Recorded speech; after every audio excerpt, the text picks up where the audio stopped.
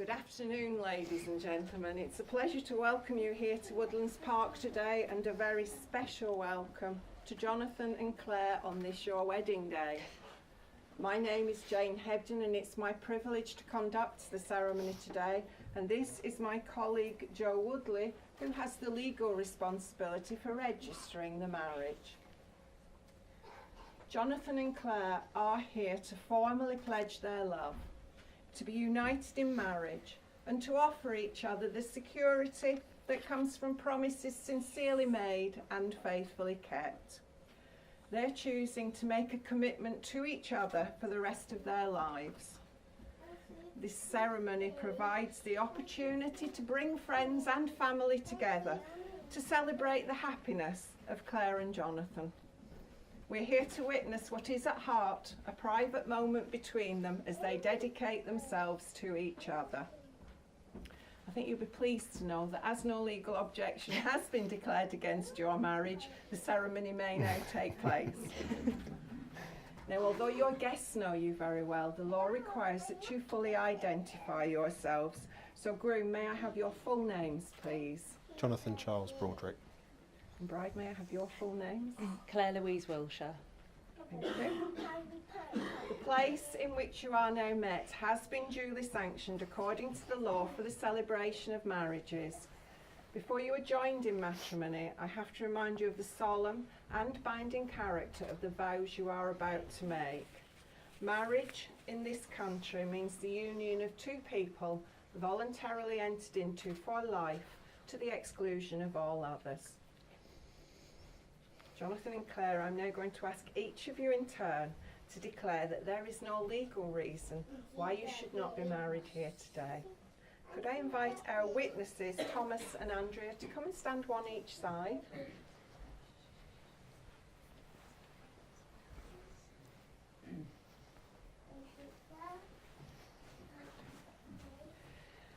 Now, this is simply a case of repeating after me. I'm afraid, Jonathan, the groom always goes first. That's fine. I declare that I know, I declare that I know, of no legal reason, of no legal reason, why I, Jonathan Charles Broadrick, why I, Jonathan Charles Broadrick, may not be joined in marriage may not be joined in marriage to Claire Louise Wilshire. to Claire Louise Wilshire. I declare that I know, I declare that I know, of no legal reason, of no legal reason, why I, Claire Louise Wilshire, why I, Claire Louise Wilshire, may not be joined in marriage may not be joined in marriage to Jonathan Charles Broadrick. to Jonathan Charles Broadrick. Now, the solemn moment has come for Jonathan and Claire to contract the vows which will unite them in marriage. Can I ask you to turn and face each other so you can say these vows to each other? You can hold hands, you're nearly married now. Okay, Jonathan. I, Jonathan Charles Broadrick, I, Jonathan Charles Broadrick, take you, Claire Louise Wilshire, take you, Claire Louise Wilshire, to be my wedded wife. to be my wedded wife. Okay, Claire. I, Claire Louise Wilshire, I, Claire Louise Wilshire, take you, Jonathan Charles Broadrick, take you, Jonathan Charles Broadrick, to be my wedded husband. to be my wedded husband. You have gathered about you those you love, and in their presence will you reply, I do, to the following promises. Jonathan, do you promise to love, respect, comfort and protect Claire, and to share with her all that you are and all that is yet to be? I do. Claire, do you promise to love, respect, comfort and protect Jonathan, and to share with him all that you are and all that is yet to be? I do. Thank you, witnesses. You may now return to your seats.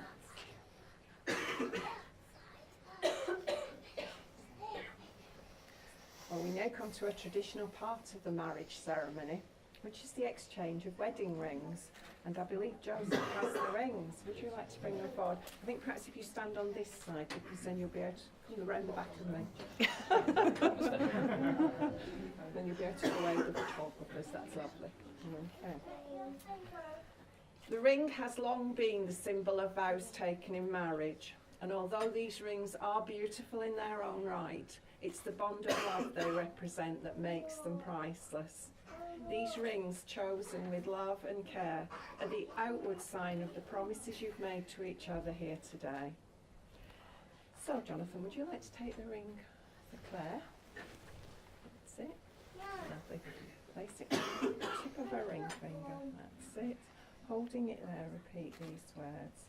Claire, with this ring, Claire, with this ring, I promise to be true to you, I promise to be true to you, to support you, to support you, and to be there when you need me most. and to be there when you need me most. I give you my hand, I give you my hand, my heart, and my love. my love.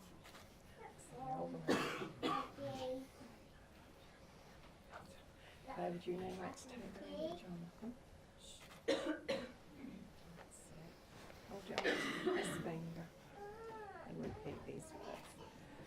Jonathan, with this ring, Jonathan, with this ring, I promise to be true to you, I promise to be true to you, to support you, support you, and to be there when you need me most. and to be there when you need me most. I give you my hand, I give you my hand, my heart, and my love. my love.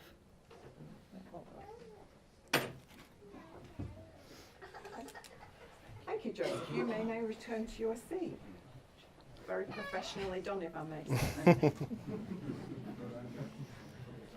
Jonathan and Claire, your marriage is a celebration of the love you have for each other, a partnership of tenderness and compassion, and is based on mutual trust and respect.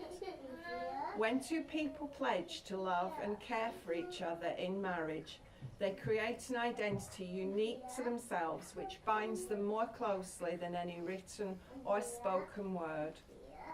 You have made the declarations that are required by law and made a solemn and binding contract with each other in the presence of your witnesses, family and friends here today. I am delighted to announce that from this day forward, you are now husband and wife. You may kiss your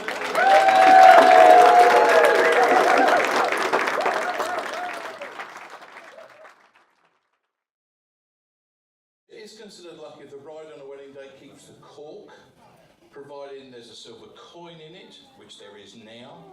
The idea being, as the cork dries, it will seal the coin in the cork. You are way too young to know what the coin is, Claire. Your father-in-law isn't, so he can tell you later on. The idea is that if you keep the cork, you're getting married with your own money, you don't need his. It's basically. Can I present that to you? Thank you. It's a £1/2 for those of you who can remember that far. So, ladies and gentlemen, we have 3 speeches for you this evening. Would you please put your hands together for the first of those from the brother of the bride? Oh!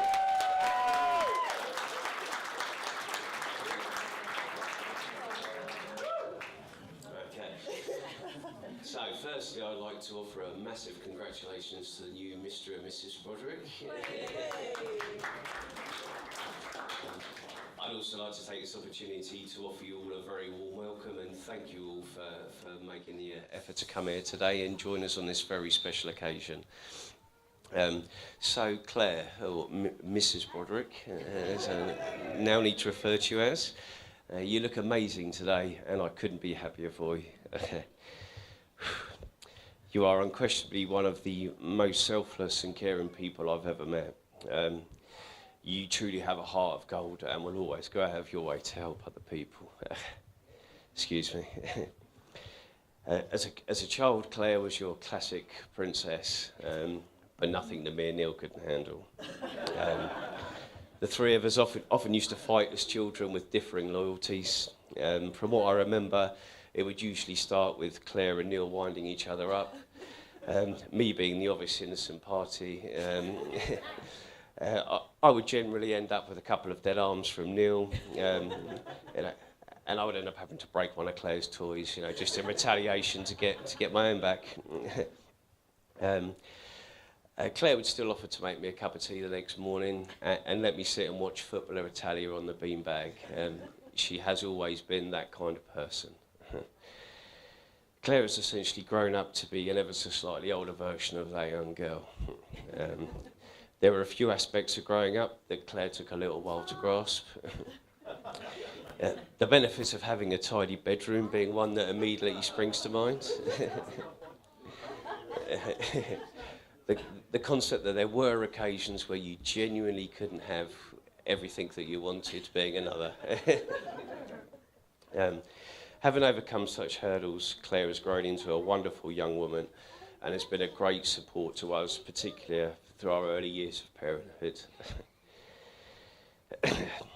Having not been passed by these experiences, Claire still loves to spend time with the boys now. The boys love them both too. John, or Auntie Johnny, as my youngest fondly refers to him, he still has some work to do if he's to get his beloved Arsenal into our household, but I think he still has a chance with Joshy. Samuel, unfortunately, I think you've lost to Man City forever.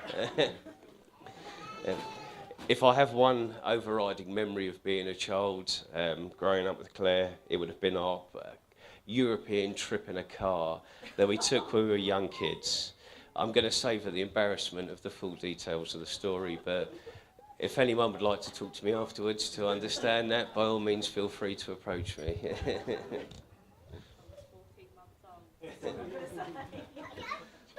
Right, so what do I know about John? Well, he's certainly the bravest man I've ever met. He's a great guy and he's exactly what Claire needs. I would say he's a good old-fashioned, decent, honest man. And I couldn't be happier that he and my little sister will be spending the rest of their lives together. I have every faith that he will look after Claire every bit as much as Claire will look after him. I'd like to say a massive thanks to John and Jenny for raising the young man that will become my brother-in-law.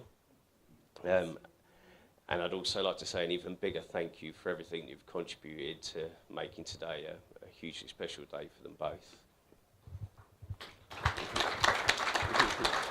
Feel free to applaud. And finally, I'd also like to say a huge thank you to our own mother for raising the young woman that Claire has grown into today.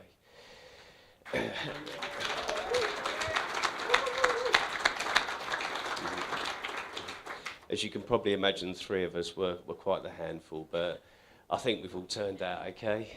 The jury may still be out on that yet, we'll see. But yeah, Mum, we do truly love you deeply and thank you for everything you've done for us. So I'm going to finish off by offering a few words of advice based on my own experiences of marriage. Never interrupt your wife. I found this particularly useful. I have actually gone a whole day before without even having to respond. When your wife asks you to go out and get something that will make her look sexy, whatever you come home with, don't come home drunk.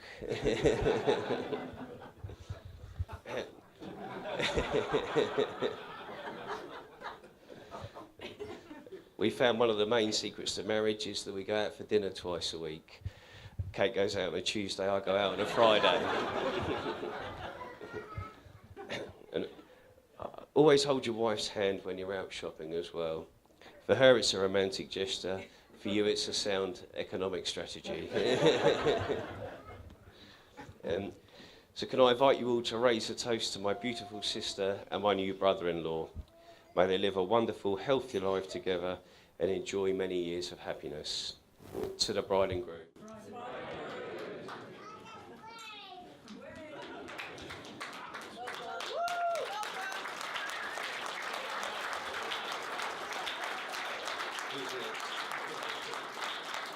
So, ladies and gentlemen, friends and family, on behalf of my beautiful wife and I, we would like to say thank you to all of you for being here today. It's a little bit overwhelming for both Claire and I that so many people have been able to make it to share our special day with us. I know many of you have travelled a long way, Kevin and Mary all the way from Dubai, and my new side of the family from the just as sunny northeast of England. We are truly very grateful you could all make it, and thank you all for the cards and gifts. As with any family gathering, there are always absent friends and family that couldn't be here for various reasons. So with that in mind, can I please ask you to raise your glass for absent friends and family? Okay. I'd like to take this opportunity to say a huge thank you from both Claire and myself to our parents. Marilyn, thank you for welcoming me into your family and making me feel at home straight away. I promise to love and look after Claire forever and also try to be the best son-in-law I can be. Mum and Dad, obviously I've been pretty much the easiest and perfect son to raise. But thank you for the life you have given me, for always being there for me through all the ups and downs, and for being the best parents anyone could wish for. Thank you for welcoming Claire into our family. I know Mum has especially enjoyed having someone to talk to that doesn't just want to talk about food and cars. So to all three of you, today would not be possible without you. From all the financial help as well as the patience, love and support you've all shown, we cannot thank you enough. And thank you so much. We have some small tokens of appreciation. That was air, not sick.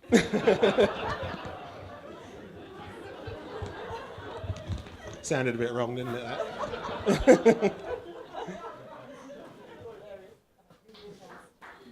Your mum.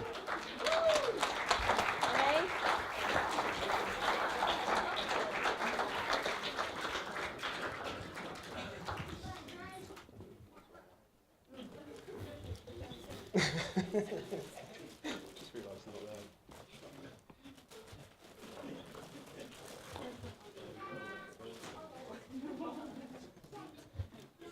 Ladies and gentlemen, can we have a toast to our parents? Thank you. Okay, moving on. I'm sure you all agree how amazing our bridesmaids look today. Selena, Kate, Rosanna, your help and support has been immense ever since we got engaged. I know Claire is so grateful for you all being there, especially when I had no interest in talking about wedding planning for the millionth time. She loved her hen do, and even though you managed to break her toenails, I know she had a great time and felt very touched at how much effort you'd all gone to. Also, I'm sure you've probably all had to keep Claire in check on more than one occasion, and I know that's no easy task, so well done. A toast to the bridesmaids, please, ladies and gentlemen. Also like to say a special thank you to our beautiful flower girls, although I can't really see them. Sophia and Fabia, you both look adorable. And to our page boys, Samuel and Joshy, for looking so cool in your suits. Okay, on to my ushers, Darren and Mick and my best man Joe. I'm very proud to have you as my friends, who I've known for virtually my whole life. Thank you so much for arranging my stag do, and even though it took me 3 days to get over it, it was well worth it. Thank you for your help and support today, and Darren for constantly reminding me that my life is now over and he's never going to get to see me again. See you at the christening, yeah? So now to my beautiful wife. You look absolutely stunning today. Even though I knew you would, you have still blown me away. Thank you for everything you have done to make today happen. The endless lists and the shopping trips, which I'm happy to admit I rarely had to go on. I'd also like to tell everyone here a little story about how we met. For those of you that don't know, we actually met online. I saw her profile and thought, yeah, she'll do. Obviously, I'm only kidding. I messaged her and we got chatting. We tried to meet up, but I was just about to go away on holiday and obviously left my packing till the day before, and I ended up cancelling on her. Not a great start, I agree, but not wanting to let the fine specimen of a man that I am slip through her fingers, she hung in there. We didn't have a lot of time to arrange a first date, as I got back from holiday a couple of days before Claire went to America. But we managed to find the time, and this is where I nearly messed it up again. On the day of our first date, I was just about to leave from work when I received a message from my friend Mick asking if I wanted to go to the gym with him that evening. As I was busy finishing work, I didn't reply straight away. Maybe 15 minutes or so later, I replied explaining that I couldn't tonight as I had a first date. But this is what I actually wrote, word for word. Can't tonight, mate. Got a first date. Let's see if this one's a weirdo too. The only problem is I sent that message to Claire instead of Mick. Right? Now, for those of you that don't know how to use WhatsApp messaging service, you can tell when someone's online and when they've read the message. She literally read it the first second I sent the message, leaving me no time to delete it. Now, in fairness, I know I'm lucky. I didn't say anything a lot worse. But when you're excited about meeting someone, you don't want to ruin it before you've even met them. But we met, and the rest is history, as they say. I think we were both very lucky to have found each other, as it never really felt like we had to get to know each other, it just worked. Claire, the past 3 years have been the best years of my life. I found my true soulmate, someone who can be my companion and best friend, and you have made me the happiest man in the world. I'm not done. I love you with all my heart, and I can't believe I now get to call you my wife. I cannot wait to start our life together as husband and wife. But one of the things I'm most excited about is I don't have to watch Say Yes to the Dress anymore on TV. So ladies and gentlemen, a final toast, if you please, to my wife, Claire. I'm very sorry if I've left anyone out. I probably have. And unfortunately, I now get to hand you over to my best man, Jon. Good afternoon, ladies and gentlemen. For those of you who don't know me, especially those who meet me at the bar later, my name is Joe. What are you drinking? There we go. That's got the first crap joke out of the way, so we'll move on.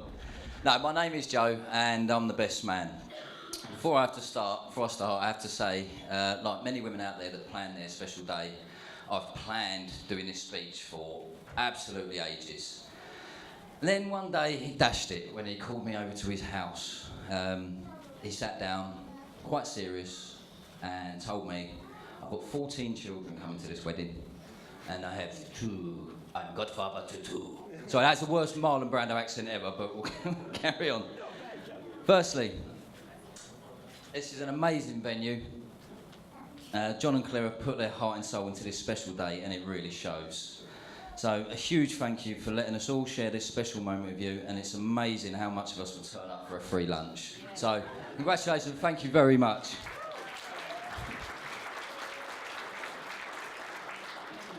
I'd like to say a massive thank you to both sets of parents, Jon and Jenny and Marilyn. Without your help, this would not have been a great day. And, where have I gone? And you've helped out enormously to make this day possible. You must be very proud of how far they've come in such a short time. I mean, it's incredible, and it was just meant to be. Bridesmaids, Selena, Kate and Rosanna, I think everyone will agree that you look absolutely stunning today. Claire, you would be absolutely lost without these helping you today, and I've absolutely seen what they've done, and they've been incredible. So I'd like to give them a big thank you and a big round of applause, please. And to the groomsmen, who look very dapper today in the suits, lastminute.com. Yeah, if you don't know, some of the suits turned up last night, so yeah, lastminute.com. And obviously they'll be fulfilling their important duties today, which was entertaining, drinking, except for Michael. Thank you very much. You've done all of the commanding and running around. Congratulations to him. And a huge special thank you to Mick and Darren as well for helping me on the stag do. Well, actually, we're just stitching Jon up, really. I think it took 2 hours, 2 pubs, and that was 2 days of hurt, wasn't it? Yeah, shocking. I think the second night you were in your dad's room, didn't you?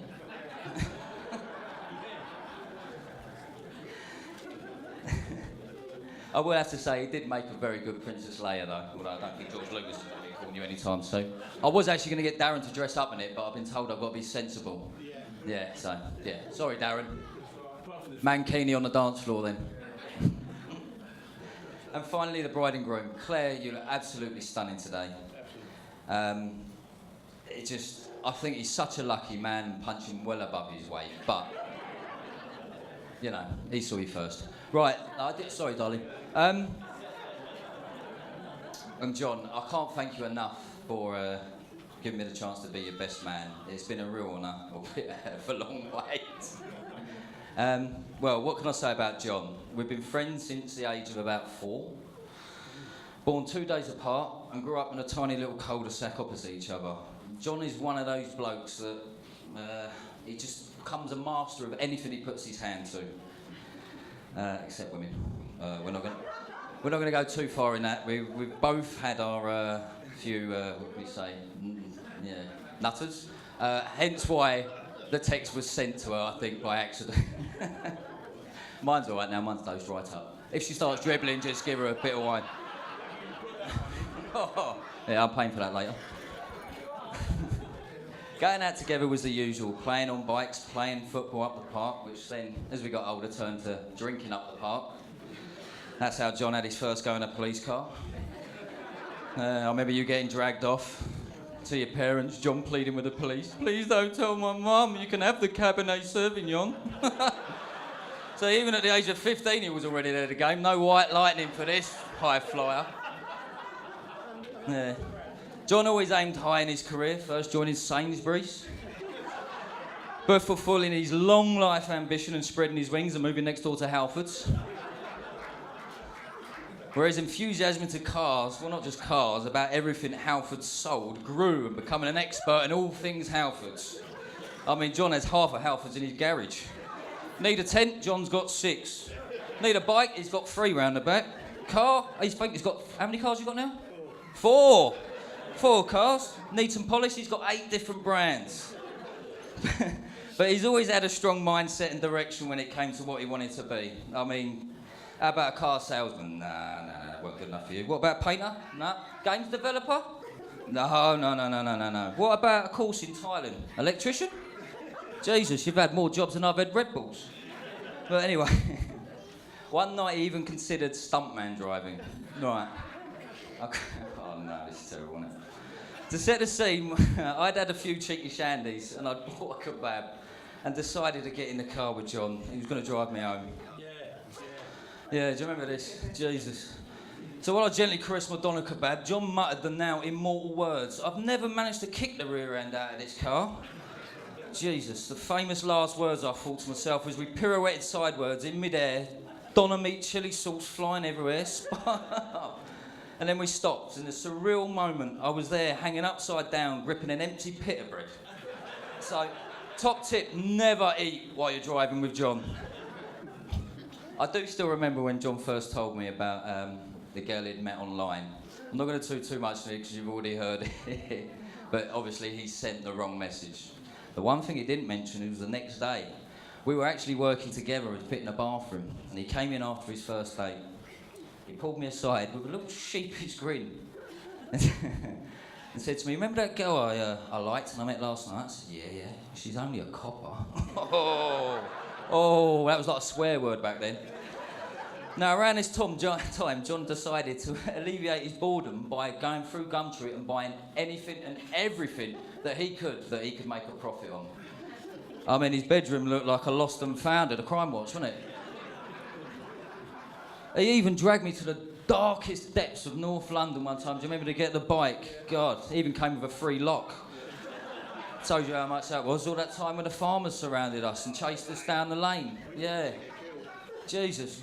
Anyway. So, while he sat there, he sort of paused and realised and turned around to me and said, "I think I better clear my bedroom out before she comes round, just in case she is a rock." It was quite clear, though, the first time I met Claire, that she was the one. Finally, someone who had their head screwed on and wasn't afraid to put John in his place. Someone John could grow with, although sometimes it must have felt more like dragging him into adulthood, as John loves his creature comforts. You could see John was smitten. Even his mum was shocked. I remember her telling me a time that John called them both in after they got back on holiday to sit down on the couch. He sat them down, serious face. "I've got something to tell you, Mum, Dad." Jenny sat there, paused for a thought, "Oh no, he's coming out of the closet here. That's my chance of grandchildren gone." Can I just interrupt? I'm sorry, I shouldn't do this, but he's exactly right. And we sat there, and I looked at her, and I thought, he's gay. Jesus Christ. Honestly, seriously. And I looked, and he said, "Oh no, it's So finally, now, for the moment, you can close that closet, and grandkids are still on the table. During the last few years, we've watched you grow as a couple, and we can't wait to see you fulfil your life adventures. And I just want to say it's been a privilege to be your best friend, John, and I wish both of you all the happiness in the world and to many years of making memories. Trust me, enjoy the peace and quiet, because as soon as you have kids come along, that's it, you're done for. And a little bit of advice, I suppose, that you should have at the end. The 2 essential things you need for a successful marriage: a sense of humour and a selective hearing for you, I'll tell you that much. So I love you both, and here's to the bride and groom. And thank you for listening out. I stumbled through that terribly. Thank you.